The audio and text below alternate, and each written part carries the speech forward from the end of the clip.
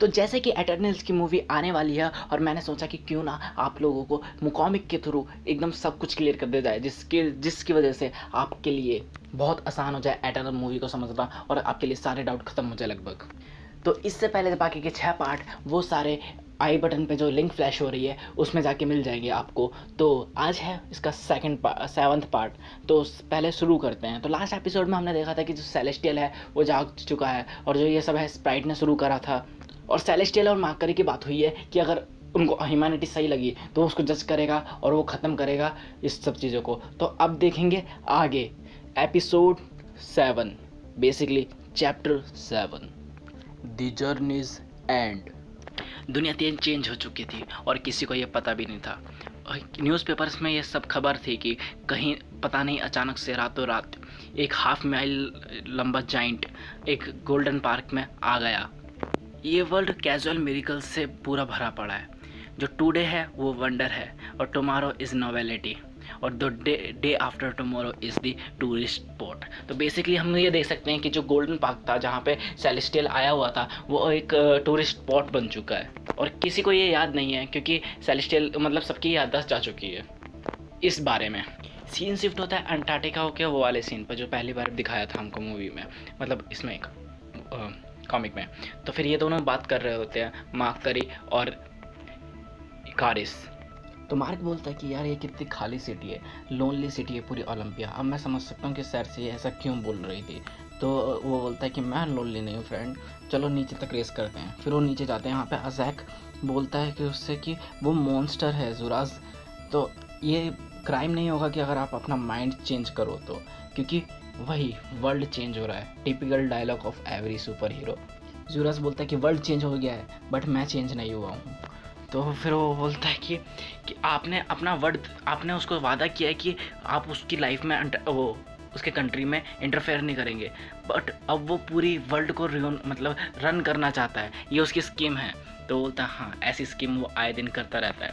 और यहाँ पे इकारिस बोलता है कि हाँ और मैं हर बार उसको रोक लेता हूँ। तो वो बोलता है कि इकारिस से बोलता है कि माइटी जुराज ने उसको अपने वर्ड दिए हैं कि वो उसके कंट्री में कभी इंटरफेयर नहीं करेंगे। अब वो पूरी एक कंट्री ही चलाता है, अगर उसने कभी वॉर हमारे खिलाफ कर ली तो वो बोलता है हमने उसको वादा किया है, हम अपना वादा निभाएंगे। तभी अलर्ट होने लगता है पूरी ओलंपिया में और वो बोलता है कि ड्रग ही होगा ये, मैंने आपको पहले ही बोला था कि वो उस भरोसे के लायक नहीं है। तभी उधर जुरास आता है, सॉरी ड्रग आता है और बोलता है तुम विभूति हो अजैक, मैं क्यों अटैक करूंगा यहाँ पर अपनी आर्मी के थ्रू, तुम क्यों बाहर जाके क्यों नहीं देख लेते। और बाहर हमको देखने को मिलता है कि जो पूरे डिविएंट्स की सेना है वो अटैक कर चुकी होती है और वो बोलते हैं कि आओ बाहर हमको फेस करो और अपनी डिफीट हो जाओ। और इनका लीडर होता है कारा और वो बोलता है कि हम यहाँ पे सारे कॉर्नर से आए हैं, इस वर्ल्ड के सारे ब्लैक कॉर्नर से तुम्हें हराने के लिए। Now come the test fury of Kara and his army. Juraj निकल के बोलता है हम यहाँ पर हैं। तो और फिर वो ड्रग बोलता है हाथों में आग जला के कि मैंने कभी बहुत टाइम से एक डिविएंट को रोस्ट नहीं करा। तभी वो बोलता है कि तुम यहाँ पर क्यों आए हो, ये तो पूरा होतियापा है, तुमने यहाँ पे आने की हिम्मत कैसे करी, ये प्लेस दुनिया का सबसे सेफेस्ट प्लेस है, तुम हमारे तक नहीं आ सकते और बाकी काम ठंड कर लेगी। फिर वो बोलता है उनका क्रा जो इनका लीडर होता है वो बोलता है कि बस तुम इतने ही हो, बाकी का कहाँ है, माकरी कहाँ है। तो माकरी पीछे से भागता हुआ आता है और वो बोलता है मैं इधर हूँ, मैं बस इंस्पेक्टिंग कर रहा था तुम्हारे ट्रूप का और आई एम नॉट इम्प्रेस्ड। करा अपनी एक्स से उसको मारता है पर वो बच जाता है और वो बोलता है तुम ही एक बग की तरह भाग रहे हो बच्चे, मुझसे लड़ते क्यों नहीं। तो बोलता है मैं ऐसा क्यों करूं। तो बोलता है according to the old tales, internals को कभी मज़ा नहीं आता है हमको मारने में, नहीं हमको मज़ा आता है इंटरनल्स को मारने में, पर हम अपने मिलियन ऑफ पीपल की कॉन्सिक्वेंस को ऐसे नहीं जाने देंगे।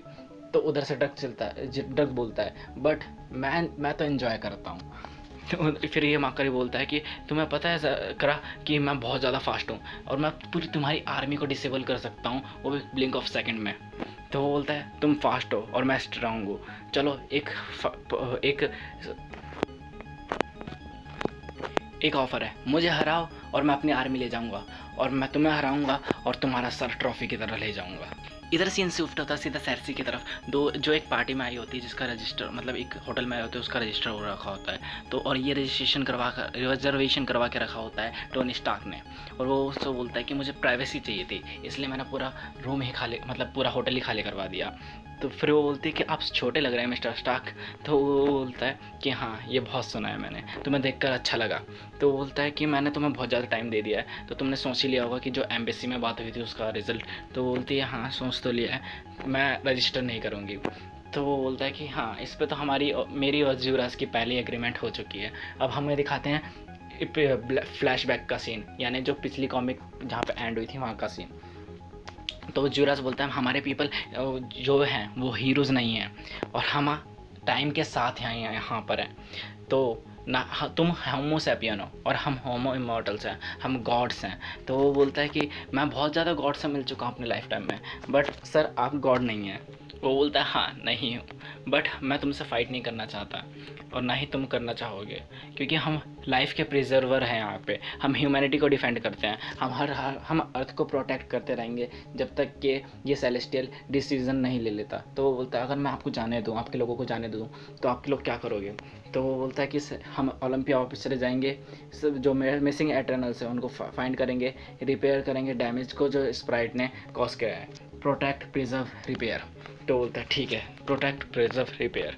फिर वो दोनों हाथ मिलाते हैं। फिर प्रेजेंट में टाइम पे शिफ्ट होता है सीन हमारा, और टोनी बोलता है कि तुम एक एवेंजर का हिस्सा थी पहले। तो वो बोलती है कि मुझे याद नहीं है, अब मुझे जो आप कह रहे हैं वो कुछ भी याद नहीं है, अब जो मुझे याद है वो कुछ और है, ये देखो मैं क्या कर सकती हूँ।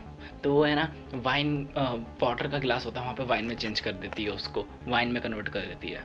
इनमें थोड़ी देर ऐसी बातचीत चलती है। वो बोलता है तुम सेर्सी, तुम एवेंजर में थी, तुम्हें वापस आ जाना चाहिए। वो बोलती है मुझे ऐसा कुछ याद ही नहीं है, मुझे यहाँ से जाना चाहिए। तो फिर वो वहाँ से चले जाती है। उधर ओलंपिया में मार्क पूछता है कि ज़्यूरास क्या आपकी परमिशन है कि मैं इस मैटर से कैसे डील करूं। तो वो बोलता है ऑफ कोर्स तुम्हें परमिशन है। तो और वो फिर ऐसे कुछ बोलता है। तो वो बोलता है कि ये तुम क्या कर रहे हो, ड्रग बोलता है। तो वो बोलता है कि भाई इसीलिए जो जितना भी है मार्कर ही कर सकता है, अच्छे से डिसीजन ले सकता है, और वो भी तुमसे ज़्यादा अच्छे से। तो वो गुस्से में आ जाता है और आग जलाते हुए बोलता है कि मैं लॉर्ड ऑफ फ्लेम और नाइटमेयर हूँ, और मैंने 1000 डिवेंट्स को पहले मारा है और 10,000 को भी मारा है, कोई भी मुझे ये नहीं बता सकता कि मुझे क्या करना है।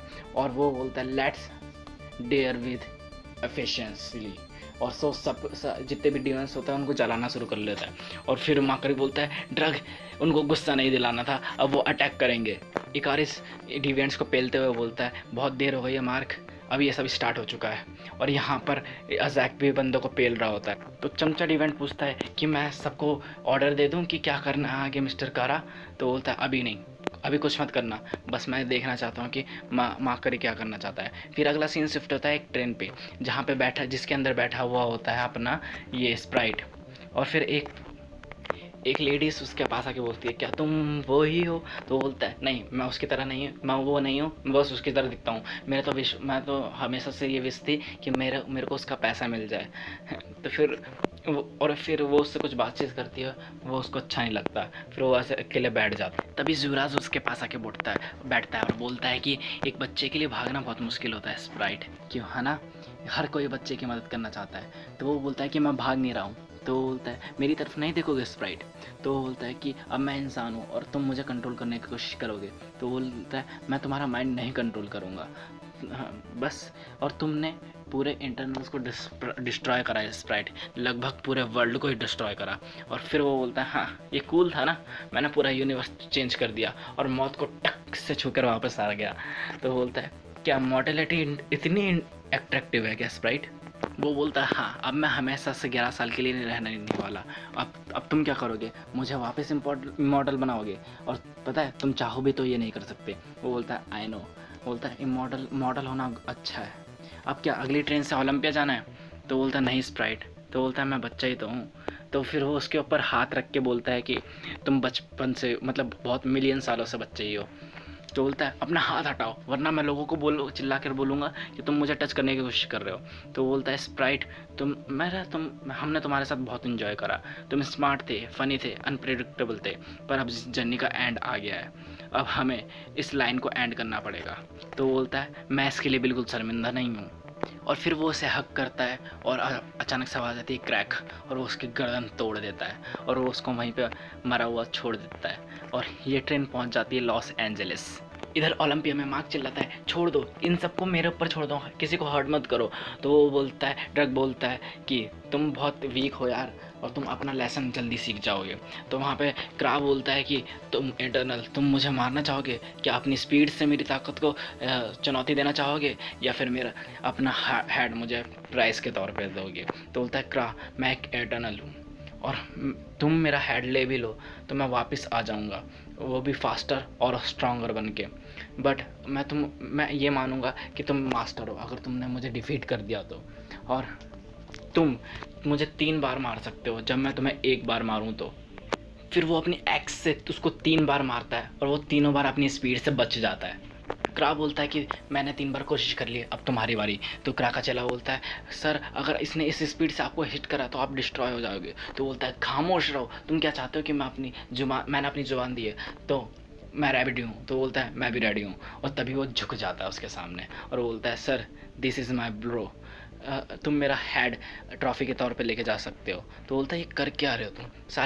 सारे डिविडेंट्स बोलता है ये पागल हो गया एटर्नल्स, ये एटर्नल पागल हो गया है। तो इकारिस बोलता है कि ये करना क्या चाहता है? तो अजैक बोलता है रुको। उनमें से एक गेल्ट नाम का डिवेंट बोलता है देखा सर मैंने कहा था ये स्कॉट ड्रेच है। तो बोलता है कि मैंने सोचा कि तुम पागल हो गेल्ट, बट मैं गलत था। तो फिर वो बोलता है कि देखो इस गेल्ट ने मुझे कहा था कि तुम एक स्कॉट्रेच एटर्नल हो और तुम्हारे अंदर स्पिरिट है सेलेस्टियल्स की, और क्या ये सच है? तो बोलता है कि जैसे तुम मुझे देखना चाहो तुम मुझे वैसे देख सकते हो। तो फिर वो बोलता है हमारे यहाँ पे एक चिल्ड्रंस का सॉन्ग है माकरी जिसको हम स्कैड्रेच बोलते हैं। फिर वो गाना गाने लगता है। वो बोलता है अगर तुम स्कैड्रेच हो तो मैं तुम्हारे साथ फाइट नहीं कर सकता और ना ही तुम्हें हर्ट कर सकता हूँ। और फिर वो अपनी सारी सेना को लेकर वापस चला जाता है। इकारिस बोलता है ये सब क्या था माकरी? तो वो बोलता है कि कुछ I am not entirely certain. और फिर वो वहीं पे खड़ा रहता है। फिर वो बोलता है कि ज़ुराज़ ने हमको बुलाया है।